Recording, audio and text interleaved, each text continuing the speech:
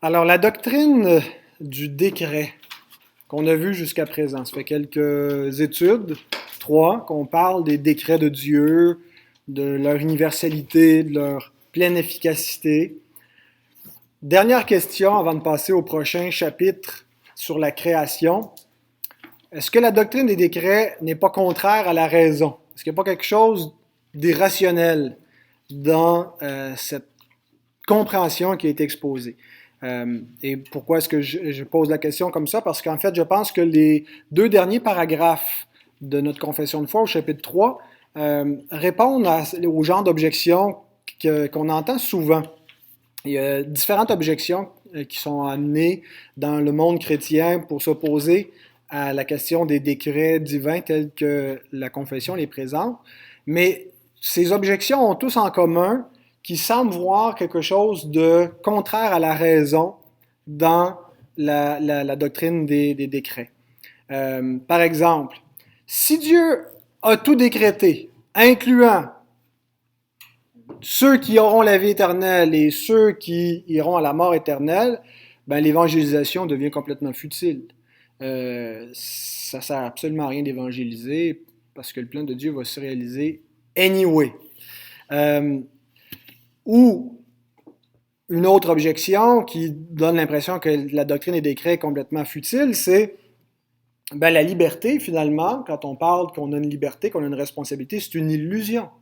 Ce qu'on pense avoir de liberté, en fait, on n'a rien de libre parce que tout ce qu'on fait, tout ce qu'on pense, tout ce qu'on dit, Dieu l'a décrété d'avance. Alors, il n'y a aucune véritable liberté. Et donc, c'est une conception de la liberté qui exclut forcément la notion de décret. Ça paraît comme incompatible. Et également, on va dire que la doctrine des décrets, bien, elle dérobe le chrétien de toute possibilité d'une assurance et même d'une joie et d'un repos tranquille en Dieu. On ne peut pas arriver à savoir en regardant dans les décrets éternels si Dieu nous a réellement élus, est-ce qu'on est des faux croyants, et donc on ne peut pas vraiment trouver repos et assurance. Donc ça, c'est le genre d'objections qu'on entend et qui ont donc tous en commun l'idée qu'il y a quelque chose qui est contraire, qui offense la raison, donc dans la doctrine des décrets de Dieu. La première chose que notre confession nous dit au paragraphe 6, c'est qu'elle voit une compatibilité entre ce qu'elle a dit dans les paragraphes précédents, qu'elle affirme à partir des Écritures que Dieu a décrété tout ce qui arrive sans interrompre la vraie liberté, le vrai cours naturel des événements. Et il y a une compatibilité entre les décrets de Dieu et la question de l'évangélisation, spécifiquement.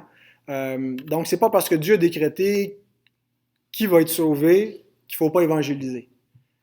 Et donc, la confession, si vous regardez la première phrase qui est dite, ça dit « Tout comme Dieu a ordonné les élus à la gloire, il a aussi, par le dessein éternel et très libre de sa volonté, préordonné tous les moyens qui y sont nécessaires. » Autrement dit, Dieu n'a pas seulement décrété la fin qui va être sauvé, mais il a décrété aussi les moyens. Comment ça va arriver? La Bible elle-même, à partir du chapitre 9, insiste beaucoup sur la doctrine de l'élection, même de la réprobation. Et au cours de tout ce développement de l'argument de Paul dans Romains 9, 10 et 11, il dit ceci, Romains 10, 14 et 15. « Comment donc invoqueront-ils celui en qui ils n'ont pas cru? Et comment croiront-ils en celui dont ils n'ont pas entendu parler? Et comment en entendront-ils parler s'il n'y a personne qui prêche? Et comment y aura-t-il des prédicateurs s'ils ne sont pas envoyés, selon qu'il est écrit qu'ils sont beaux les pieds de ceux qui annoncent la paix, de ceux qui annoncent de bonnes nouvelles. » Donc, Paul, qui croyait à l'élection, à la prédestination, qui croyait au décret divin, qui croyait que Dieu a choisi d'avance avant la fondation du monde, avant que l'homme ait fait bien ou mal, afin que le dessein d'élection de Dieu se manifeste sans dépendre des œuvres, je vous paraphrase Romains 9, croyait aussi qu'il était nécessaire d'évangéliser. Donc, l'élection n'annule pas la nécessité de l'évangélisation, elle le requiert. Parce que Dieu a des élus, il faut évangéliser. Comment ils vont entendre le message de leur sauveur, puis comment ils vont venir à la foi s'il n'y a personne qui le prêche? Parce que le moyen que Dieu a choisi pour sauver ses élus, c'est la prédication, la parole. La foi vient de ce qu'on entend vient de la parole du Christ. Dieu a choisi de sauver les croyants par la prédication de l'Évangile, 1 Corinthiens 1, 21, la folie de la prédication de l'Évangile. Donc, l'élection n'annule pas la nécessité de l'évangélisation, elle l'établit. C'est parce qu'il y a des élus qu'il faut évangéliser pour qu'ils soient appelés. Et on voit comment c'était dans la conception des apôtres de lier ces deux réalités. Que l'élection impliquait qu'il fallait quand même qu'il y ait une conversion chez les élus. Parce que l'élection elle-même ne sauve pas. On ne croit pas à la justification éternelle. C'est-à-dire, on ne croit pas que les élus sont toujours sauvés. On croit que les élus sont dans le temps sous la colère de Dieu jusqu'à ce qu'ils soient convertis et par la puissance du Saint-Esprit. Et au moment où ils croient, au moment où ils ont la foi dans le Christ, ils sont déclarés justes. Mais avant ça, ils sont des impies, ils ne sont pas des justes. Et je pense que c'est la conception des apôtres. 1 Pierre 1, 2, par exemple, où on voit que Pierre lie la doctrine de l'élection avec la nécessité pour les élus de se convertir. Parce qu'il écrit, il destine sa lettre à ceux qui sont élus selon la prescience de Dieu le Père par la sanctification de l'Esprit, afin qu'ils deviennent obéissants et qu'ils participent à l'aspersion du sang de Jésus-Christ. Donc, il écrit à des élus, certains convertis, mais certains pas encore convertis, dans le but qu'ils participent à l'aspersion du sang. La fin ou le télos, le but de la lettre de Pierre, c'est de rendre les élus participants à leur salut qui a été acquis par le Christ. Et donc, en ayant foi dans le Christ, ils participent à l'aspersion du sang. Donc, ils se convertissent par le moyen de la parole. Et dans les premiers chapitres, il parle, vous avez été régénérés par la parole. Donc, Pierre, le fait qu'il écrive à des élus, ne se dit pas en lui-même, ils n'ont pas besoin de se convertir, sont élus, sont sauvés de toute façon. Il écrit à des élus afin qu'ils participent à l'aspersion du sang de Christ, afin qu'ils aient part au salut qui leur est destiné. Et c'est ce qui va les mener à ce salut-là, c'est la parole de Dieu qui va les régénérer, les convaincre de la vérité, de la justice de Dieu, qui va les amener à la repentance et à la foi dans le Fils de Dieu. Donc, le fait qu'on croit qu'il y ait des élus devrait nous mener, comme l'apôtre Paul, à dire dans 2 Timothée 2,10, « Je supporte tout. » À cause de qui? À cause des élus, afin qu'eux aussi obtiennent le salut qui est en Jésus-Christ avec la gloire éternelle. Paul pense aux élus qui ne sont pas encore convertis. Il pense aux élus qui sont dispersés dans le monde, qui sont dispersés dans la diaspora, la vraie diaspora, qui n'était pas juste celle des Juifs qui sont répandus, mais tous ceux qui sont élus de Dieu, mais qui ne sont pas encore réunis en un seul peuple. Et Paul dit, je supporte tout, je supporte les souffrances, je supporte l'emprisonnement, je supporte toutes sortes d'injustices dans mon corps, dans ma vie. Pourquoi? Pour les élus. Pour que eux aussi, par le biais de mon ministère, par toutes ces souffrances que j'endure, puissent obtenir le salut qui leur est destiné, avoir part au salut en Jésus-Christ avec la gloire éternelle. Donc, nous aussi, nous devons tout supporter à cause des élus qui ne sont pas encore convertis. Donc, la notion que l'élection annule la nécessité de l'évangélisation est absolument pas biblique. La Bible affirme que oui, il y a eu une élection inconditionnelle qui a eu lieu avant la fondation du monde et qu'elle nécessite l'évangélisation. Elle ne l'exclut pas. Et ça, c'est un raisonnement où on veut rationaliser la Bible, de dire, si Dieu a élu des gens, j'ai pas besoin d'évangéliser. C'est pas comme ça que Dieu raisonne, et c'est pas comme ça qu'on devrait raisonner, nous non plus. Et donc, le paragraphe 6, si on lit dans son entier, enseigne exactement la même chose, que l'élection éternelle dans l'éternité nécessite une mise en œuvre dans l'histoire et dans le temps de ce qui a été prédéterminé dans l'éternité. Ce que Dieu a décrété dans l'éternité, l'élection, doit se concrétiser concrètement, c'est un petit peu redondant, là, se concrétiser concrètement, dans l'histoire et dans le temps. Dieu a décrété la fin, mais donc, en élisant des gens au salut, c'était pas tout. Ça les a pas sauvés. Il fallait encore que Dieu mette en œuvre son plan. Et donc, c'est ce que le reste du paragraphe 6 nous dit. C'est ainsi que ceux qui sont élus, étant tombés en Adam, sont rachetés par le Christ. Ils sont appelés efficacement à la foi en Christ par son Esprit, qui agit au temps convenable. Ils sont justifiés, adoptés, sanctifiés et gardés en sa puissance par la foi en vue du salut. Les théologiens envisagent le salut en 3 temps. Ces 3 termes latins que je vous donne. Pactum salutis. Qu'est-ce que ça vous dit dans votre tête? Pactum salutis. Le pacte du salut. Donc, il y a l'élection au salut. C'est l'idée que Dieu a fait un pacte en lui-même entre le Père et le Fils pour la rédemption des élus. Et donc, que Dieu choisit, le Père choisit des gens, un peuple qu'il donne au Fils pour que le Fils aille le chercher en temps voulu, que l'Esprit aille le sceller en temps voulu. Le pacte du salut, l'élection, c'est dans l'éternité. Mais le pactum salutis engendre l'historia salutis. C'est quoi ça? Voilà, l'histoire du salut. Ce décret éternel se concrétise comment? Bien, toute l'histoire de la rédemption, où il y a la chute qui arrive dans le temps, mais après cela, Dieu qui révèle sa grâce, qui révèle l'Évangile par des promesses, par l'ombre de la réalité, par le Christ préfiguré, jusqu'au moment où il accomplit l'histoire du salut dans l'incarnation de son Fils et dans son œuvre, sa parfaite obéissance jusqu'à la croix. Ça, c'est l'histoire, c'est objectif, c'est pas encore appliqué à nous. C'est seulement ce qui est fait à l'extérieur de nous, dans l'histoire et dans le temps, par Dieu et par Dieu le Fils spécifiquement.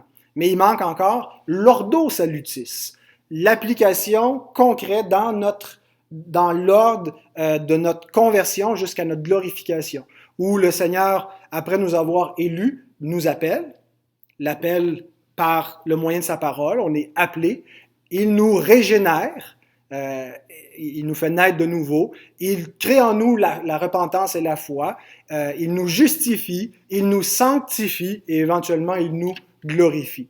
Et donc, l'élection n'annule absolument pas la nécessité pour toutes les autres étapes du salut de prendre place. C'est comme si un puritain donnait l'exemple, dire à quel point c'était illogique de dire parce que Dieu a élu des gens, on n'évangélisera pas. C'est à peu près comme si Ézéchias s'était dit parce que Dieu me promis que j'allais vivre 15 ans de plus, j'ai plus besoin de respirer, j'ai plus besoin de manger, parce que Dieu me dit, et Dieu ne peut pas mentir, que j'allais vivre 15 années de plus. Le fait que Dieu ait déterminé qu'une chose allait arriver ne veut pas dire qu'il n'y aura pas des moyens nécessaires pour que cette chose arrive. Alors donc, l'élection n'annule pas la nécessité de l'évangélisation.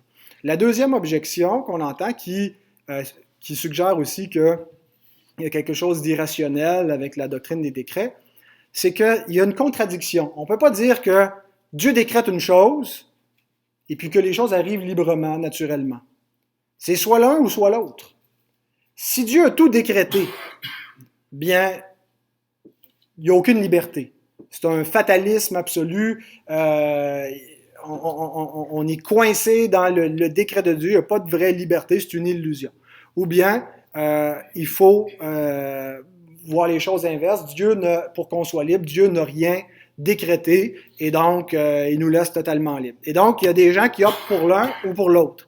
Des gens qui soit amputent Dieu de sa souveraineté pour rendre l'homme libre, ou d'autres qui font de l'homme une marionnette pour que Dieu soit vraiment souverain.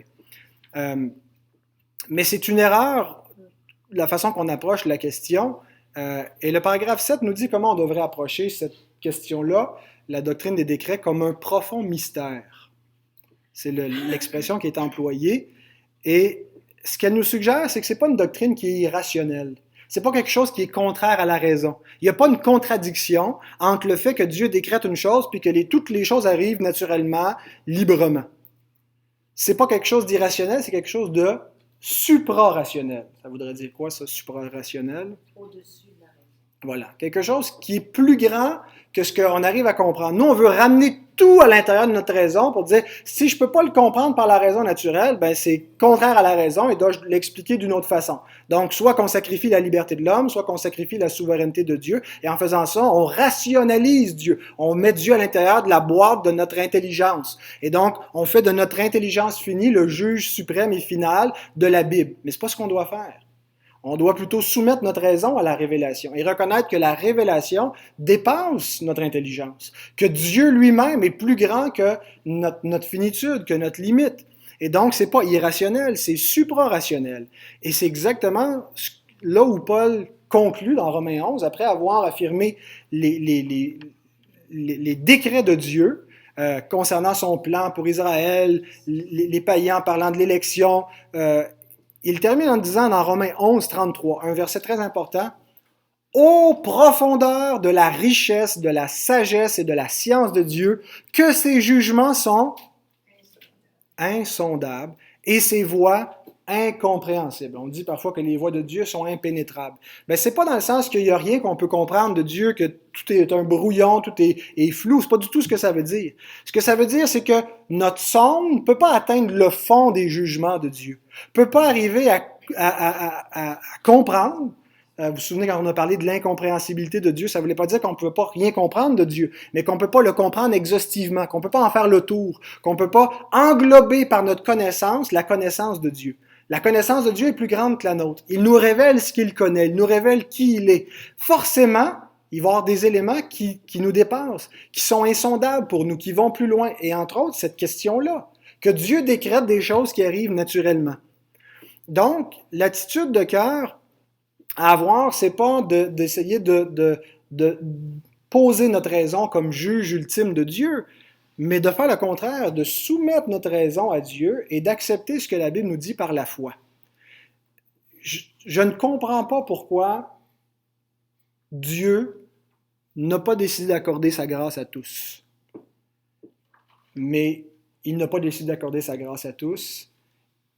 Et il se révèle en même temps comme un Dieu infiniment bon, qui ne doit pas sa grâce à qui que ce soit. Je ne comprends pas comment Dieu peut décréter que les hommes vont faire de mauvaises actions et que ces hommes-là soient coupables pour ce que Dieu a décrété.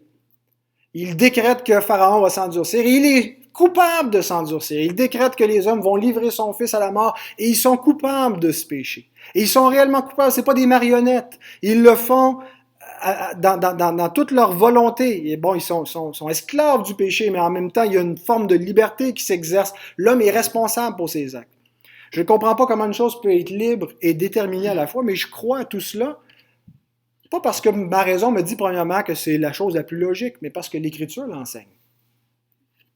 Et que j'ai décidé, par la grâce de Dieu, de soumettre ma raison à la parole de Dieu et pas faire l'inverse, pas de triturer l'Écriture pour qu'elle plaise à ma raison.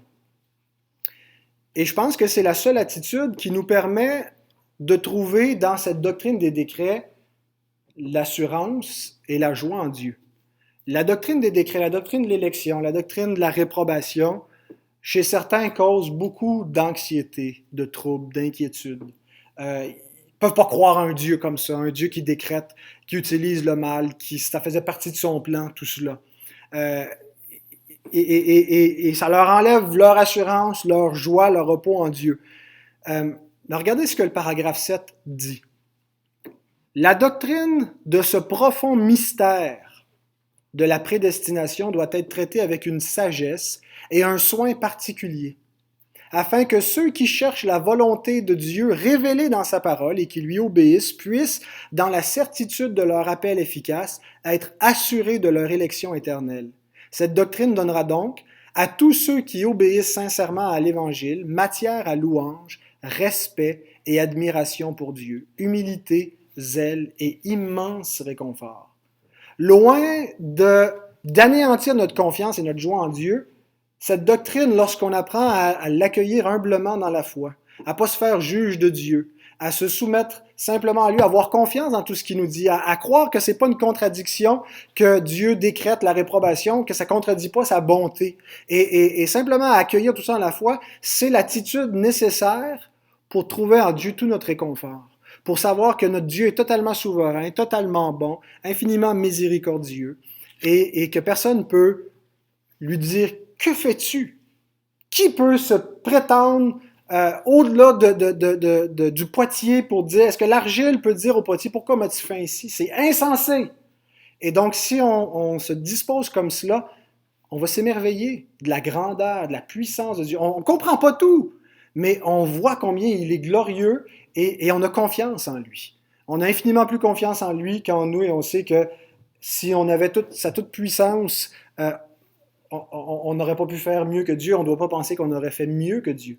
Il est infiniment bon et ses décrets n'annulent pas la responsabilité de l'homme. S'il y a le mal, s'il y a des choses mauvaises qui arrivent, même si ça fait partie du décret de Dieu, on doit accepter par la foi que l'homme en est responsable. Est-ce que Jésus ne nous commande pas de nous réjouir de notre élection dans les pages des évangiles? Est-ce que lui-même n'a pas tressailli d'admiration envers son Père lorsqu'il a contemplé les décrets insondables de Dieu? C'est ce qu'on lit dans Luc 10, 20 et 21. Réjouissez-vous de ce que vos noms sont écrits dans les cieux. Réjouissez-vous de ce que vos noms sont dans le livre de vie. Réjouissez-vous de votre élection. En ce moment même, Jésus tressaillit de joie par le Saint-Esprit et il dit, « Je te loue, Père, Seigneur du ciel et de la terre, de ce que tu as caché ces choses aux sages et aux intelligents et de ce que tu les as révélées aux enfants. Oui, Père, je te loue de ce que tu l'as voulu ainsi. » Le Seigneur tressaille d'allégresse. Il est dans une extase lorsqu'il pense à l'élection de ses disciples, lorsqu'il pense que Dieu, dans sa sagesse, a voilé des choses qui ont été cachées à ceux qui se croient sages et intelligents, mais l'a révélé aux simples, aux enfants, aux humbles de cœur. Tel a été son bienveillant dessein. Et notre Seigneur s'accable pas de ça. Il se réjouit, il tressaille de joie par le Saint-Esprit et il nous dit nous-mêmes de nous réjouir de notre élection et des décrets divins.